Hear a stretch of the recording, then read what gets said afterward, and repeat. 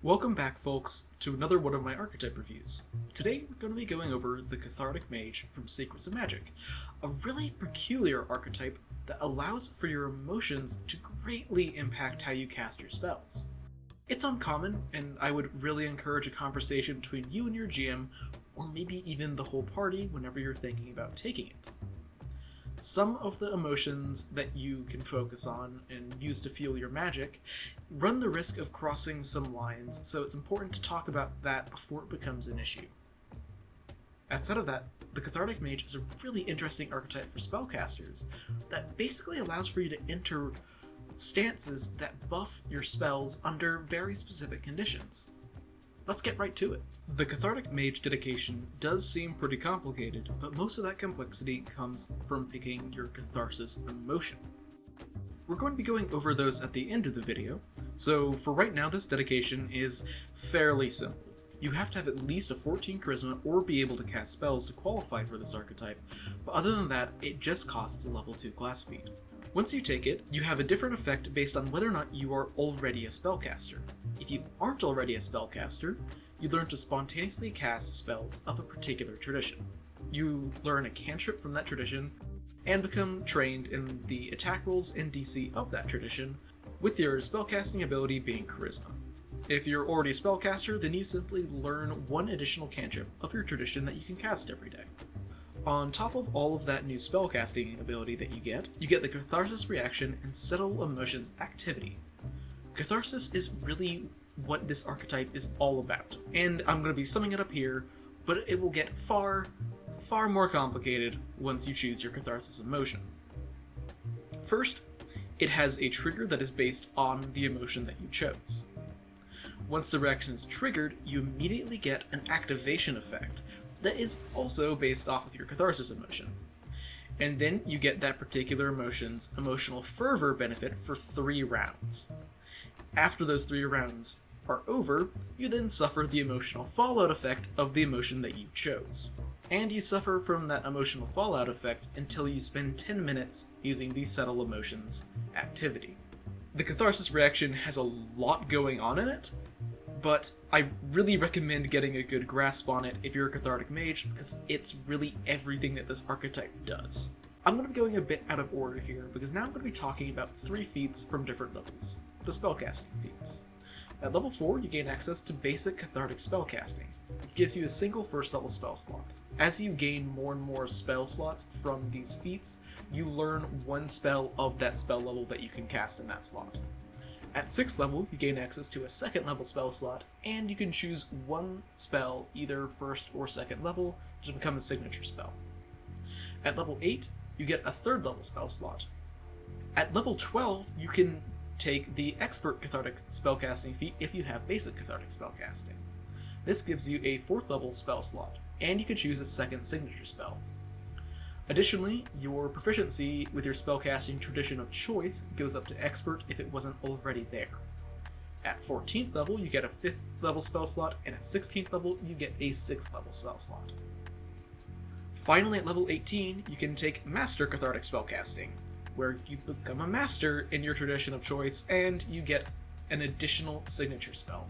You get a 7th level spell slot, and at 20th level, you get an 8th level spell slot. Every single archetype that grants spellcasting follows these exact rules and has pretty much the same feat. Like the Wizard multi-class archetype has these feats, so does the Bard, so does the Cleric. And they are genuinely strong feats. Even just taking basic Cathartic Spellcasting gives you 3 slots that you can use, which I would generally recommend for buffs or utility spells, as they're going to be lower level slots. It's a great way to get some magic if you aren't a full caster, and if you are a full caster, who doesn't love having additional spells every day? Especially since most of the benefits of this archetype only actually happen whenever you cast spells. At level 4, you can also decide to take the Cathartic Focus Spell feat, which gives you a focus spell that you can only cast whenever you're under your emotional fervor. All these are inherently tied to your Cathartic emotion, so I won't be going over all of the individual focus spells here. Instead, I'll be going over them whenever I go over each individual emotion. But remember that you have to take this feat to get access to those focus spells. One nice element is that you can refocus by settling your emotions, which is excellent as you would probably be doing both of these actions regardless, so it saves a bunch of time. At level 8, the Work Yourself Up feat becomes available, and I have a little bit of problems with it. It gives you a 2-action activity that allows you to activate your catharsis without needing to fulfill the catharsis trigger that is specific to your emotion. You can effectively activate the activation effect of your catharsis on command, but the issue that I have is that the fervor lasts until the end of this turn rather than its normal 3-round duration. Immediately after your turn, your fallout effect triggers. For some emotions, this is alright, but for most emotions, suffering your emotional fallout is oftentimes just not going to be worth it. Your activation benefits are often very specific, and being able to trigger them on command can be useful, but for some emotions, it is literally useless. Also, keep in mind that most of the fervor benefits that you get from your emotions give you benefits whenever you cast spells, and there aren't going to be all that many one-action spells that are actually useful for each given emotional fervor. Whenever I'm going over the emotions in more detail, I will mention if this works particularly well for that emotion, so just keep that in mind. Infectious Emotions is a level 12 feat that is just a straight up upgrade to your catharsis reaction, which is incredible because that's, of course, what this entire archetype is centered around. It allows you to effectively share your catharsis activation effect with one ally, and they get your emotional focus if it matters for your catharsis. This is situationally useful, of course, as some activation effects are highly situational. Just because you are triggering your catharsis and might benefit from your activation effect does not mean that necessarily one of your allies will benefit from that activation effect. This does actually make Work Yourself Up quite a bit more useful, though, as you can use Work Yourself Up to trigger your activation benefit for an ally, although you might not necessarily benefit from the activation benefit. You can basically use it to get your ally out of a pickle if the activation benefit would be really, really useful for them. Now we're going to be getting into the real complexity of this archetype, the Cathartic Emotions. Each emotion has a number of different effects, and we're going to be going over all of them. Every emotion has a trigger for its catharsis, an activation effect for its catharsis, a fervor state that you enter whenever you use your catharsis, and a fallout effect once the fervor state ends. In addition, you get a spell that you kind of learn and gain access to whenever you're in your emotional fervor that you can cast using your normal spell slots. And also, if you take the Cathartic Focus spell feat, you get a focus spell that you can cast only when you're in your fervor state. Also, particular emotions call out this idea of an emotional focus. Effectively, this is just a focus for your emotions, like a particular person or individual that you love or hate, or, it comes up, it's pretty obvious for certain emotions. This emotional focus isn't going to be changing very often. It's not going to change all too slightly. It's up to you and your GM. Once again, though, I do have to reiterate that for some of these emotions, just be careful about picking a party member as your emotional focus, as that can cross some pretty weird lines. Remember, just talk to your party about stuff like this. It's much better to have a somewhat awkward conversation than to have a very, very awkward conversation at the table. Also, feel free to skip to whatever emotion you're most interested in, because I understand that there's a lot of video left. Or just watch everything. I'm not your boss. I won't complain about you feeding the algorithm. Okay, let's get started with anger. Anger is a really simple cathartic emotion, so I'm happy that it's the first on the list to go over. It's all about going on the offensive and directly dealing damage, and it's widely applicable to many, many different types of characters and spell lists. The trigger for your catharsis is incredibly simple. You get damaged by an enemy, and you aren't fatigued. As long as you fulfill that condition, you can use your catharsis. That's going to come up in many, many combats, especially if you're a frontline character. The activation effect is incredibly situational, however. If you're grabbed, restrained, or immobilized, whenever you trigger catharsis, you can make an escape attempt. And if you succeed, you deal force damage equal to your level to whatever was restricting you. Free escape attempts are never going to be bad, but this is very situational on full casters that aren't going to be very likely to be on the front line getting grappled. But if you're a more martially inclined character like a War Priest or Magus or a Battle Oracle or something, then this can be pretty useful. Also, this can be really nice once you get both Work Yourself Up and Infectious Emotions, as then you can use this to allow an ally to try and escape for free. The Emotional Fervor benefit is very simple. Whenever you cast a spell that uses a spell slot, if it deals damage and it doesn't have a duration, you can deal additional damage equal to the spell's level. It's nice and simple and a great bonus for evokers. Maguses or Magi in particular can get a lot of nice benefits out of this, as you're basically only going to be casting spells that qualify this. The spell in particular that you get access to, Draw Ire, also makes me believe that this emotion is best suited for more martially focused characters, as not a whole lot of full casters ever really want to be on the front lines or drawing the big bad enemy's attention onto them. If you can stay far away from an enemy and they don't have a good ranged attack, this is a good way to lower an enemy's attack roll, but it puts a huge target on your back, so I can't imagine that a whole lot of wizards want to get the enemy's attention like that. Now, let's talk about the focus spell, Athletic Rush. It obviously, due to its name, gets better the more you invest in athletics, and it can be used for running away. It's effectively you spend one action, then you get a bonus to your speed, and then you can climb, stride, swim, do whatever. So basically it's a movement, and you get a bonus on athletics checks and to your movement speed to do anything involving athletics. It's nice for running away, it's nice for trying to climb up something really quickly. It's not directly offensive, which is a little surprising to me considering that it's the anger emotion, but who doesn't love some good old rage climbing? The emotional fallout effect is also not super crippling, as you simply become fatigued until you settle your emotions. This obviously puts you more at risk, as fatigue makes you more vulnerable to getting hit or failing saving throws, but compared to some of the other fallout effects, it's very simple, and it's not too crippling as it doesn't impact your spellcasting at all. Wow, I really did say that this is one of the simplest emotions, didn't I? And it took this long to go over? I hate that I'm right about this being the simple one. Okay. Awe is a rather interesting emotion that I personally feel like its fervor effect is very lackluster, but the activation effect and spells are pretty potent. First, your catharsis is triggered by just how awestruck you are whenever either you or an ally critically succeed on an attack roll or skill check versus an enemy's DC, so like a tumble through or intimidate.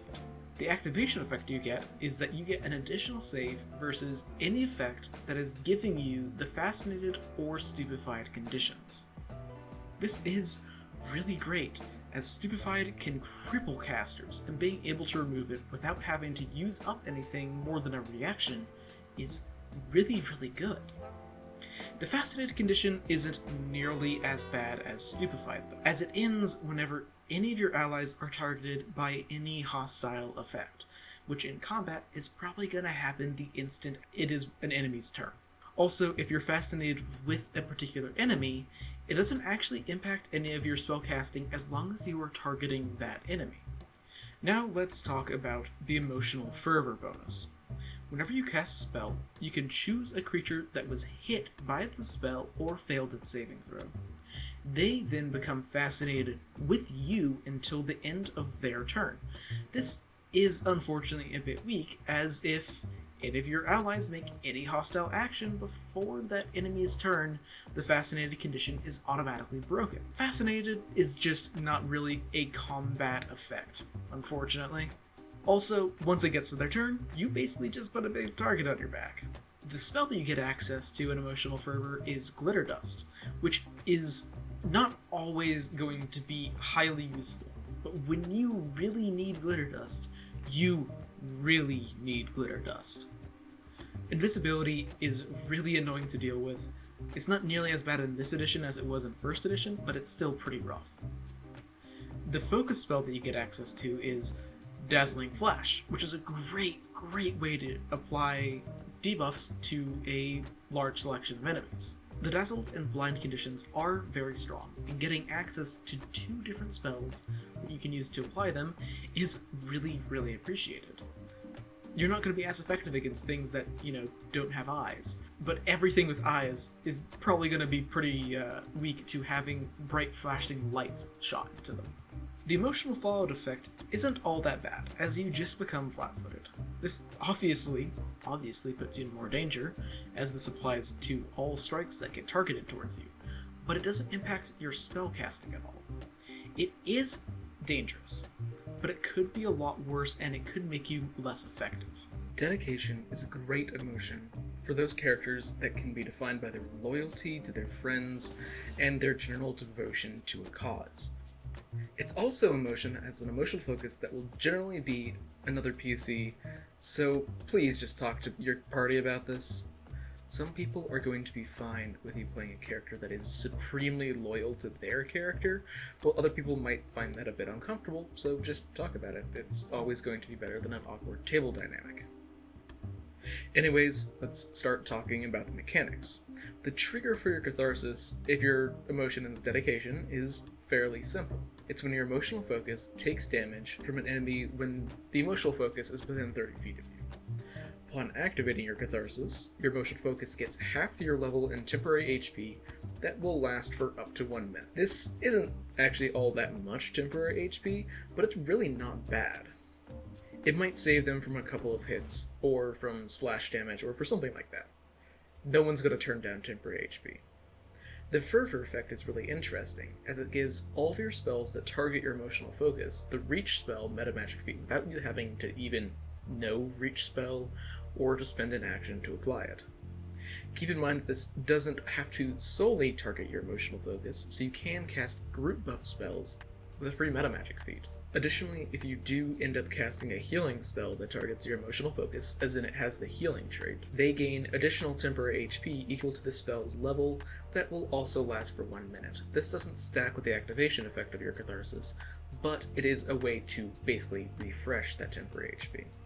While you're in your emotional fervor, you can cast Spirit Link, which is a way for you to basically heal a particular ally with your own hit points. So you take damage and they get healed. The focus spell that you get is Protector's Sacrifice, which is a reaction that allows for you to reduce damage done to an ally by taking that damage onto yourself. Both of these spells obviously take hit points away from you to protect an ally. So obviously, you kind of either want to be in a place where you cannot be targeted by an enemy to, capitalize on the fact that you're draining your own hit points, or that you just have a lot of hit points.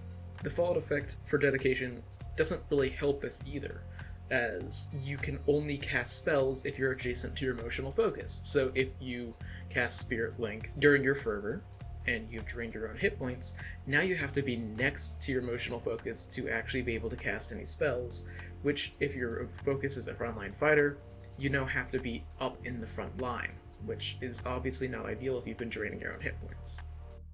That is not to say that this is bad at all, though. Dedication is a great way to support your allies in a lot of different ways and help keep them alive in encounters. You just have to be careful about where your hit points are at. Fear is a really fascinating emotion that might, in my opinion, have the strongest overall benefits, but it also has by far the most extreme fallout effect. If you want to play a utterly terrifying, yet terrified caster, you can't do any better. Your catharsis trigger is whenever you become frightened, so whenever you gain the frightened condition. And the activation benefit increases your frightened condition by 1, to a maximum of frightened 4. I'm just going to point it out here that Work Yourself Up and Infectious Emotions actually are detrimental for fear, as the rest of your party definitely doesn't want to have their frightened condition increased. The fervor effect is where the real insanity and fun begins. Instead of taking a status penalty to your attack rolls equal to the value of your frightened condition, you get a bonus equal to your frightened condition. Also, you don't take a penalty to your spell saving throw from being frightened while in fervor, and your enemies take a penalty equal to your frightened condition to saving throws against your spells. Your frightened condition still decreases at the end of each turn, But this is really horrifying. If you manage to get Frightened 4, that is now a huge increase to the effectiveness of your spells. Imagine a Disintegrate with what is effectively like a +4 bonus to your attack roll and spell DC. Also, whenever you're in your fervor, you can cast the Fear spell. Fear is a really nice and strong spell. Frightened is a very strong condition. Additionally, the focus spell that you get access to is Living Nightmare, which also applies the Frightened condition. Frightened is almost always going to be strong, and the only situation where it won't be strong is whenever you're fighting something that's immune to it. But after hearing all of this, you must be wondering, what is the fallout effect that manages to make this resemble something balanced? Well, it's pretty simple. After your fervor wears off, you get the fleeing condition for 2 rounds. So yeah, you get 3 rounds of being powered up by your own fear, and then you get overwhelmed by it and run away for 2 rounds straight. You're running away from whatever triggered your catharsis, even if whatever triggered that catharsis was dead or fled or whatever. You just run away. I really love this whole catharsis emotion, as the benefits are really strong and flavorful, while the drawback is just as crippling and flavorful. You'll also get a lot more value out of taking Furious your Cathartic Emotion in particular types of campaigns, especially in like horror campaigns or campaigns with a lot of undead, as undead generally have a lot of effects that give you the Frightened condition. If Hatred is your Cathartic Emotion, you're going to be mainly focused on a specific creature or organization, who is either your emotional focus or one of their followers or allies. Generally, this is going to be a specific individual that you hate, like the leader of a kingdom who has wronged you, or a mob boss that stole your money. Just have a good reason for hating this person. It'll make it a lot more fun to play. The trigger is probably the simplest out of every single emotion. Whenever you take your first turn in combat against your emotional focus or someone that they work with, you can use your catharsis reaction. The activation benefit is that you can step or stride immediately, although you have to end up closer to your target of your hatred. The fervor benefit is a bit unusual, as your emotional focus becomes both flat-footed to you, and they take a -2 penalty against any spell that you cast. However, you are also flat-footed to your emotional focus, and you also take the same penalty to any spell that they cast. You also get the ability to cast the Blood Vendetta spell, which can really mess up someone's day if they attack you, and can really punish them for taking advantage of the penalties to your defenses. You can also cast the Cry of Destruction spell, which is a fantastic focus spell, especially for a martial character that's in the front a lot. The fallout effect is really simple, and also very short-lived, as you simply become stunned 2, losing 2 actions on 1 round. I don't exactly know how to feel about this set of abilities, if I'm being entirely honest. The activation ability allows you to get close to your target, but the fervor ability makes being around your emotional focus a bit more dangerous. Playing a close quarters spellcaster with this emotion is very dangerous, considering that you probably won't have very good hit points or AC, so the fervor effect can really hurt you. But if you're up close and personal, you'll be able to make good use out of the Blood Vendetta spell and Cry of Destruction. I feel like this is another emotion that works really well on a blend of a martial and a spellcaster, like, say, a magus, or maybe a battle oracle, someone who can get close and really punish the opponent. The cathartic emotion, Joy, is made for all of the rays of sunshines in the Pathfinder world, the characters that just radiate positivity. Its benefits are pretty restricted, as it only affects particular actions and spells, but in the right hands and situation, it can be really strong. The trigger is that you critically succeed on an attack roll or a save, or that an enemy critically fails on a save against an effect that you have made with a spell. Upon activating your catharsis, you immediately reduce the value of any frightened or stupefied conditions you have by 1, and end any persistent mental damage. This is pretty situational, as if you're frightened or stupefied, you are going to be significantly less likely to actually trigger your catharsis in the first place, as it gets harder to critically succeed on things. But Joy does actually work really well with Work Yourself Up and Infectious Emotions, as it allows you to reduce the conditions that are on an ally without actually needing any checks. The Fervor benefits are a bit weird as well. You gain a +1 status bonus to performance checks, and to attack rolls with emotion spells, and enemies take a penalty to their saving throws against emotion effects. The bonus on performance checks is generally pretty situational, but some characters will be able to make good use out of it, namely bards and battle dancer swashbucklers. Although the bonus on performance checks is a little unusual, it's not nearly as weird as the bonus on attack rolls with emotion spells, as far as I can tell, there aren't actually any emotion spells that have attack rolls, so I'm assuming this is just future-proofing. The boost to emotion spells that require saves is really good though, as a lot of emotion spells that require saves are really nasty. Speaking of which, you can access Hideous Laughter, which is a great spell for single target debuffing, which, conveniently enough, has the emotion trait, so it can benefit from your fervor. The focus spell that you get is Unimpeded Stride, which doesn't have the emotion trait, but it can be really, really helpful to get you around in an area that has a lot of difficult terrain. Additionally, being able to ignore particular magical effects that can immobilize or grab you is pretty nice, even though those aren't very common, but when they do show up, being able to just ignore them is a wonderful ability.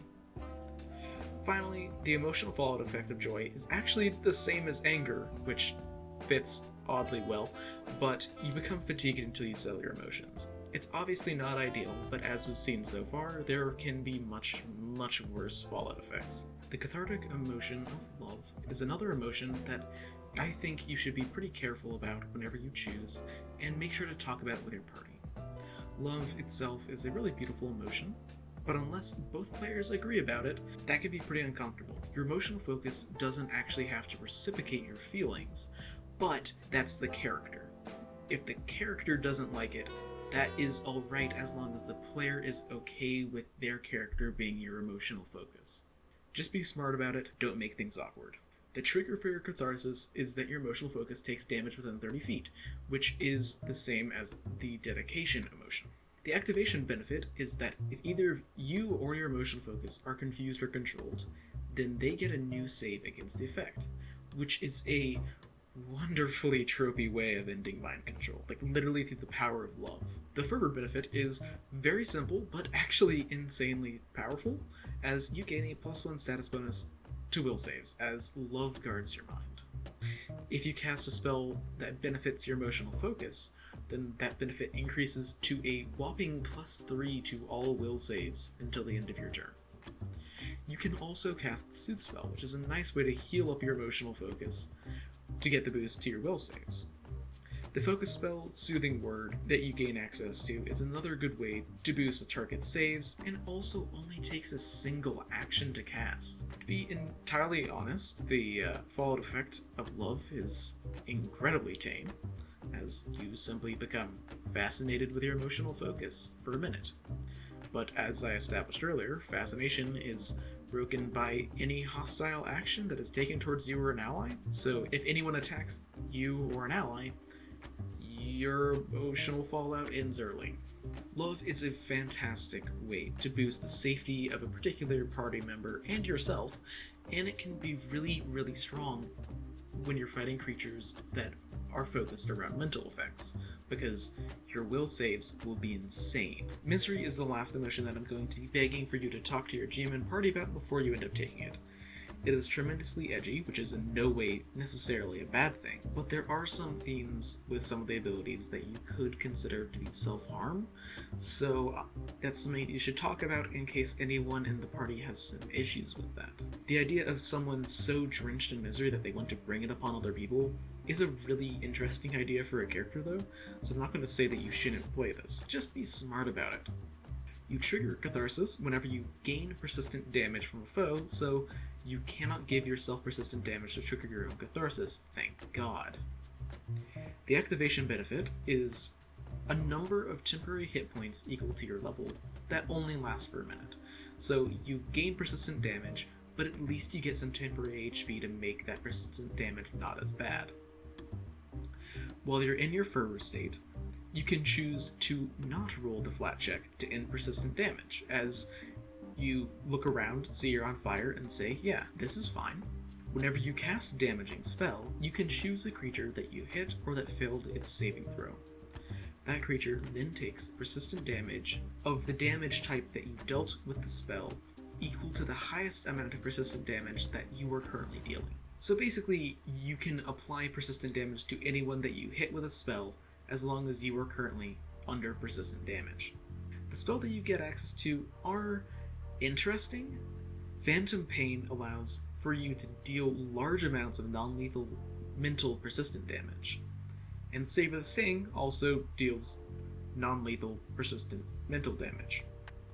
This is a bit weird to me, as both of these deal large amounts of persistent damage, and you are not very likely to have a higher amount of persistent damage on you to apply through these spells. So these spells are going to be dealing more persistent damage than you are going to be applying through your Fervor state.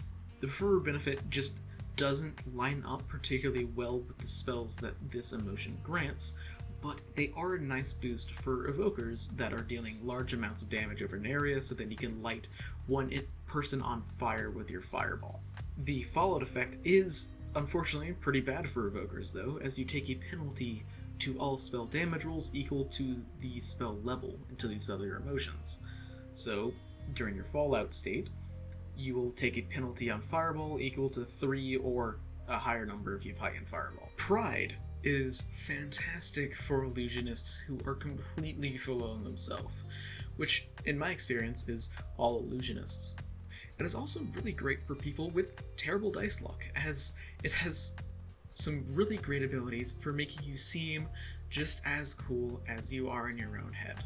The trigger for your Catharsis is that you critically fail an attack roll or a saving throw. The activation benefit just turns that critical failure into a normal failure. For the duration of your Fervor, whenever you cast an illusion spell, until the start of your next turn, any critical failure on an attack roll or saving throw is the failure instead. I hope that you actually aren't rolling that many critical failures in a round, but when it does happen to you, this can really save you.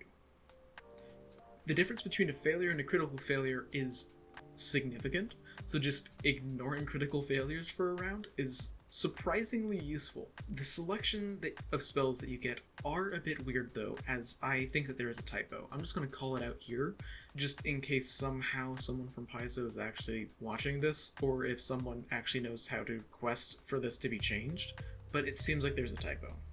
2 spells are listed as being available, but I believe that Color Spray is actually the spell that you get access to. 2 different ones are listed. Mirror Image is also listed, but it's listed in a different place, so it seems like a formatting error.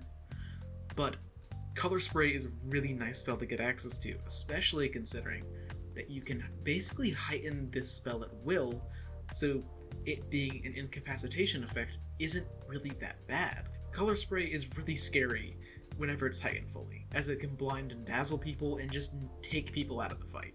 The focus spell you can gain access to potentially is Veil of Confidence, which is a wonderfully flavorful spell as you reduce your frightened condition, but if you ever critically fail a save against a fear effect during its duration, you increase the frightened value that you gain from that effect by 1. It fits the idea of a prideful spellcaster wonderfully, as it, you suppress your emotions because you wouldn't be scared, you're too cool for that, but in reality you're terrified. It is an enchantment spell though, so it doesn't trigger your ability to avoid critical failures. Color Spray does though. The Fallout effect does complement an illusionist who's lost grasp on reality really well though, as you become confused for a round. If this happens in the middle of a really dangerous and stressful combat encounter, that can be terrifying. But if it happens after an encounter ends, then it's not going to be that dangerous. Considering that the confused condition specifically calls out that you are limited to strikes and offensive cantrips, most spellcasters are going to be significantly less dangerous than martial characters when they get confused. you won't start casting your high-level spell slots against your party. Overall, Pride is wonderfully flavorful, even if it won't be useful all of the time. But being able to ignore critical failures is a really fun ability. Remorse is my personal favorite edgy emotion of choice, as who doesn't love a good guilt-ridden character? Remorse is actually a very supportive emotion, so let's get right into it. The trigger for Remorse is that an ally within 30 feet drops to 0 hit points. The activation benefit is that you can now stride or step, and at the end of the movement you have to be closer to the triggering ally, so the ally that's at 0. During your fervor state, any spell that you cast that restores hit points to the triggering ally of your fervor state gains a bonus on healing equal to the spell's level, or double the spell level if the ally is at 0 hit points. So you're very, very good at healing the person that almost dies. The 2 spells that it gets access to are also really nice. Just to switch things up a bit, let's go over the focus spell first. Healer's Blessing. It's a nice boost to the amount of healing a particular ally will receive, and it goes well with the fervor benefit. You can slap this on the character that was knocked down, and then cast a healing spell on them, and they get back a ton of hit points. The spell, like the actual spell that uses spell slots that you get access to, is one of my favorite spells that was introduced in Secrets of Magic, and is probably one of my favorite spells in the entirety of the game, Warrior's Regret. It is actually a curse that causes someone that you touch to get hurt whenever they attack or use a hostile action against any creature. It only lasts for 1 round on a successful save, but it lasts until they take a full turn of not damaging people if they fail, and if they critically fail. It lasts until they spend a full 24 hours in atonement for their perceived sins. It's a wonderfully flavorful spell, and I love it dearly. If you slap this on a character and they critically fail it in combat, they either have to stop fighting or hurt themselves a lot every single time they attack. It's a wonderfully fun spell to cast, and it fits really, really well with the theme of Remorse. Well, we're finally done going over things, and we've finally covered everything that the Cathartic Mage archetype has to offer. It's a really, really interesting way to play an archetype, as your Catharsis kind of functions as like a very particular and situational stance that has very, very specific conditions to enter. Immediately after any character takes this archetype, it'll have a really noticeable impact on how they play their character, as all of a sudden that character's emotional state now is really important to how they even cast their spells. A Cathartic Mage wizard is going to, by their very nature, be probably more emotional than a non-Cathartic Mage wizard. Overall, I really, really do like this archetype. It stands out as a unique concept and allows for some really interesting and engaging character interactions. It's absolutely something that GMs should allow on a case-by-case basis, but I generally wouldn't say that any of the emotions are overwhelmingly powerful or overwhelmingly situational. They're a nice mix of this is very situationally powerful, but generally in most situations won't be super useful. All in all, it's a well-designed archetype that has a very specific purpose, and it's good in that situation. Well, we're finally at the end of things. I decided to go over this archetype in particular because a few of you guys had requested it, and I'm glad I did. It's a really complicated archetype, but it's been a fun process scripting all of this and recording everything. I hope that you all have learned a lot and got some ideas for characters going forward. If you've got anything in particular in mind, let me know down below. I always love seeing people's character concepts, so I just want to see what you guys think. Also, if you have any feedback or a particular archetype that you'd like to see me cover, let me know down in the comments. I have been reading them all, even if I don't reply, and I really, really appreciate them. Like and subscribe if you want to or something, and until I see you next, live a wonderful life.